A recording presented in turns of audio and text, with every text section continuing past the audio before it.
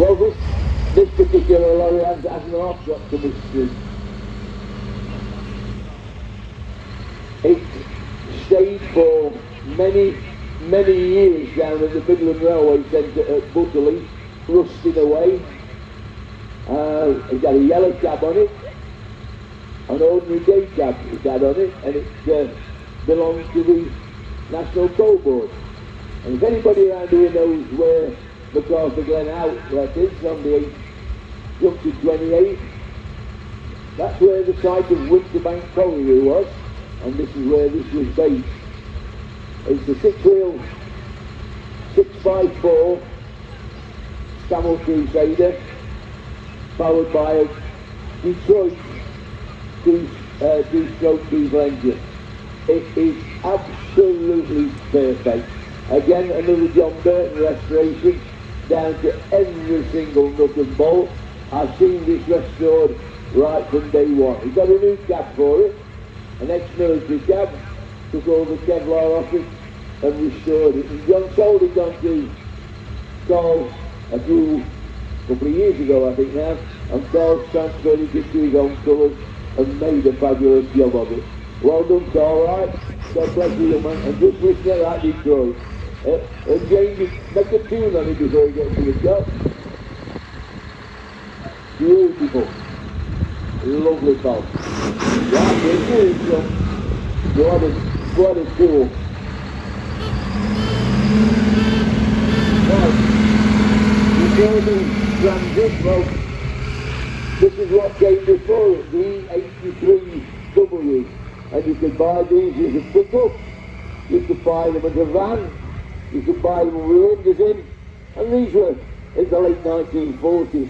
Fantastic little four-cylinder side valve engine in, and this one's come all the way up from the smoke to be running this weekend.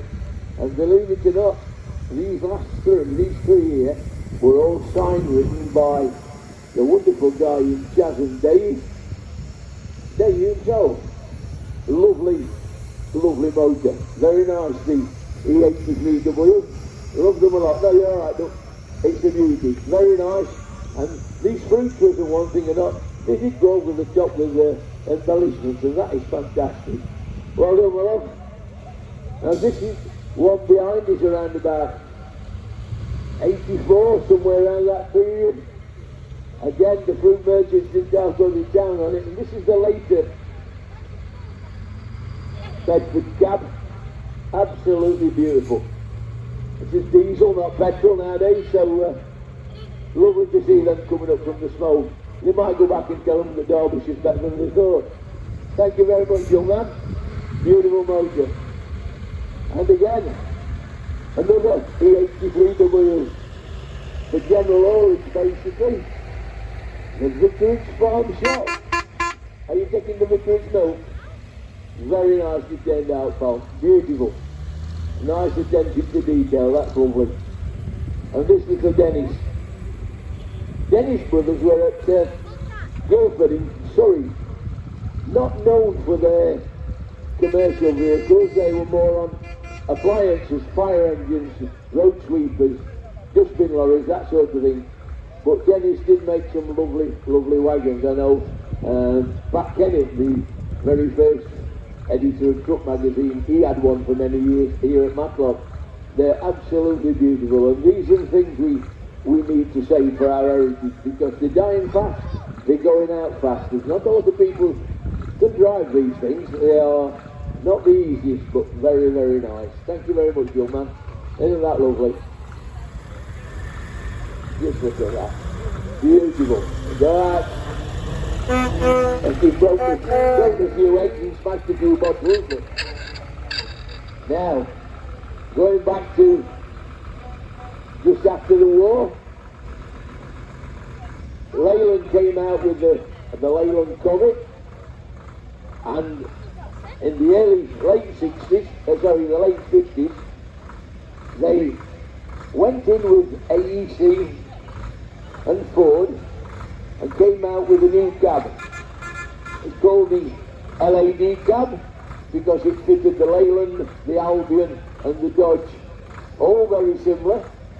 but there are characteristics. This one is a Dodge with a Leyland 350 in it from the sound of it, and you can always hear them paging.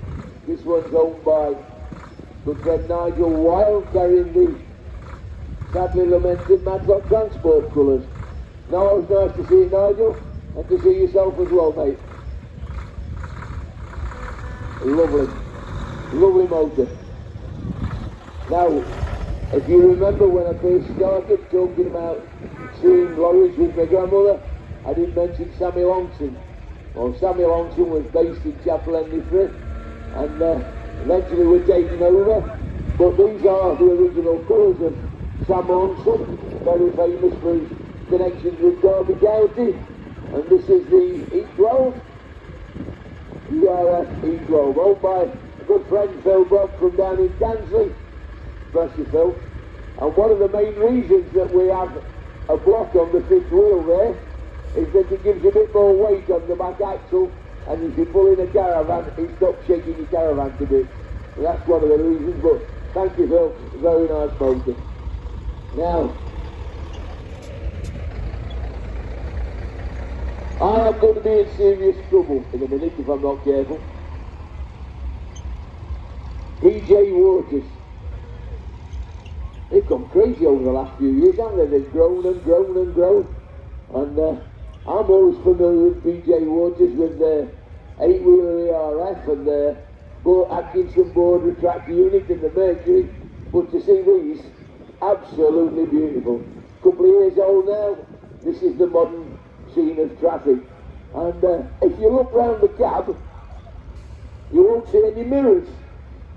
Because nowadays they don't have mirrors on these things. None of them. Now this one or that one. Well, they have a screen in the cab on each doorpost. Anybody look? You can see the screen there, and he looks at the screen because he's got cameras on. There are only two problems with that. Whereas before, you could catch the driver's eye if something wasn't right, you either flashed you or put your hand out, he could see you in the mirrors. He can't see that now. All he sees is what's on that screen. And if you're reversing, and even in your car, you lean over to try and get a different view through your mirror, you're wasting your time because all that'll show you is what the camera's showing you. So, it's very difficult. These guys get a hell of a lot of abuse, and I'm talking about all of them. Modern lorry drivers, because if you're tramping up and down the M1 all day, or the M6, the services are not bad. You can find services. You try tramping across country. You start going through Lincolnshire, no motorways in Lincolnshire, and then come across and go across to Buxton. Where are the services? So that's why you see these bottles of you-know-what in the lay-bys. There's no services or anywhere for these guys to use. That's why it's like it is. The country's got to do something to provide better facilities for truck drivers. And that's my rampage for today. Beautiful lorries, lovely people. They've got everything in the cab, but you can't expect to have a toilet and a shower in it, can you? Thank you very much, guys. Okay.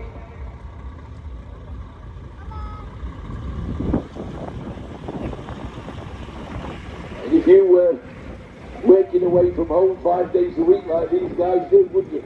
Want to shower or something somewhere, wouldn't you? Motorway services now cost these blokes down south £45 a night just to stay on the services.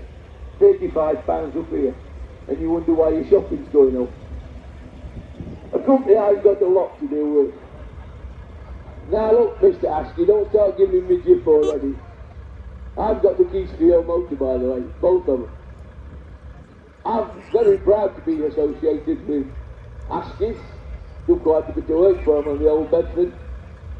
This company, believe it or not, has been going since well into the 1800s. Started with horses and carts.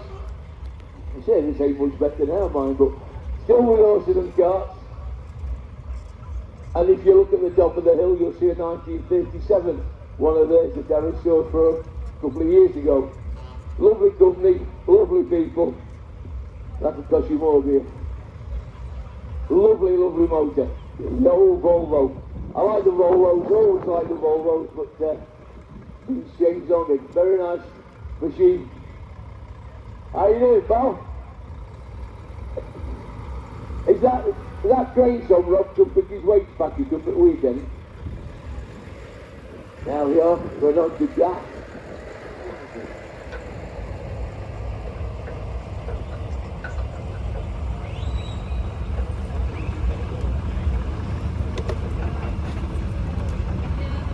The only little bit of sense that we have in the country today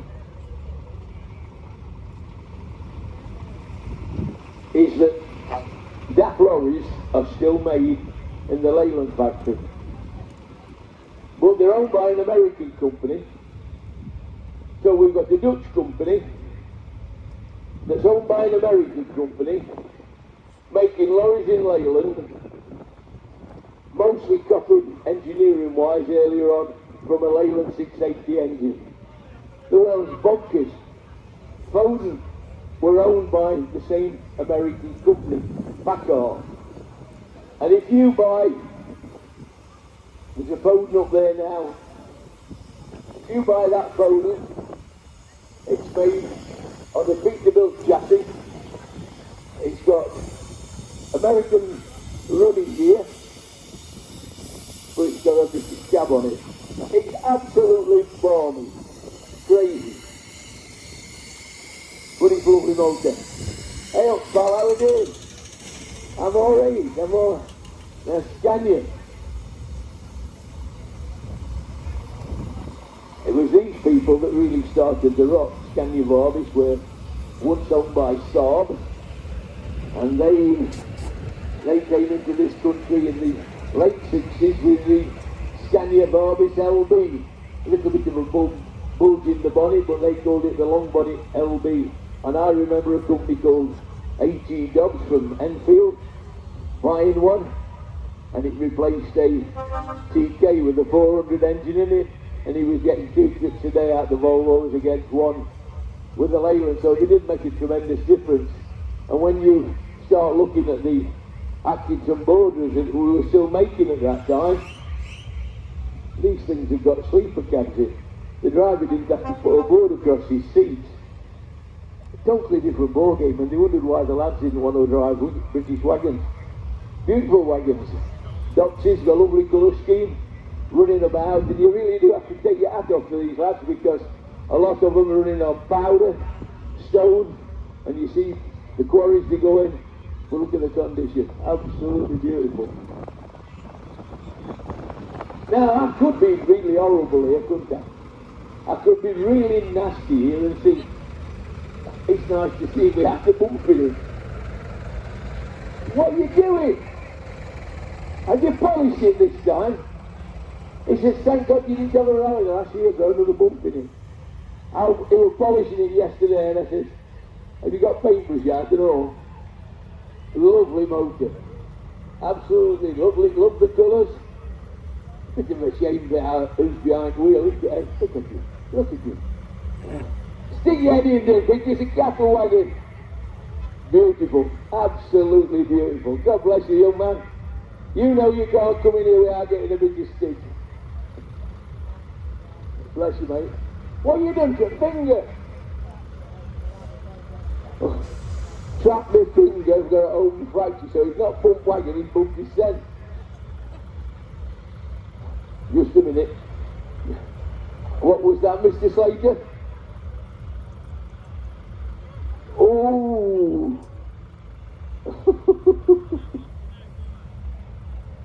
I thought you'd be going to Aintree because that's where all horse traffic goes, isn't it?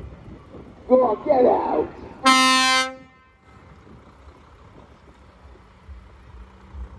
We're going back now to early 50s. Austin Lodestar. Very much in competition with Bedford at this time. More or less identical to a Bedford and running gear. Straight 6-cylinder petrol engine in this. Lovely, beg your pardon, lovely little motor, and nice to see it in the working livery that it probably would have. Nice little truck, 5 tons, something like that, maybe a bit more, but very nicely turned out. Thank you very much, young man. Now, this is when Ford went crazy. They got rid of their Ford Thames bonneted lorry and designed this. A lot of the ET6 weren't they got rid of the ET6 and they started putting diesel engines in, and they came up with this, the 75 horsepower. They did make one smaller. This is about 1964. But who ever thought you were going, a big bloke could get inside one of them cabs? If you're of an average age, you practically got an aim you're getting in. And if you didn't get one falling out, they were a lovely wagon once you were in. And there were loads of them, and we've got one at JC Balls up there. But cracking motor, lovely straight 6-cylinder engine, but they were a nightmare to get in and out of. It was very nice to see it, young man. Very nice. Budget and Scarper. I reckon that's a good idea. Again, you saw the Super Boys go through. Oh, this is basically the same thing. Just the earlier model, slightly different bonnet. K3, K2, Ashfield K2. Still the same 6-cylinder petrol engine in it. Very nice, young man. Not over restored, just how it should be. Beautiful. And then its opponent of the time. This is the Bedford O-Type. 28 horsepower petrol engine in there. Derbyshire registered. Recently restored. Very nice it is as well. Not gone over the top. I am just wondering what you're going to be doing with that. Go on, get out of here.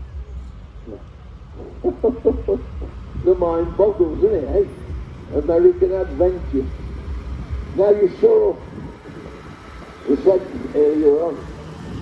This is the later version, owned by Richard Chamberlain.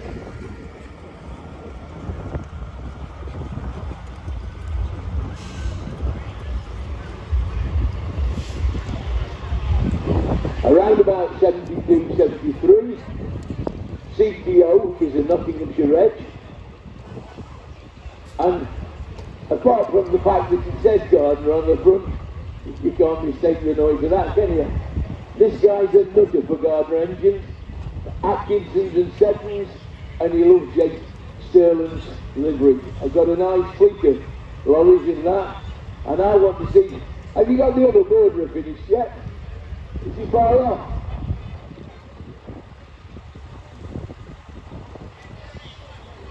I can't wait to see that again. Good to see you, mate. Always lovely to see these being the Chamberlains go back a long, long way. I won't mention steps and brandy and glasses, I won't mention that. Get out.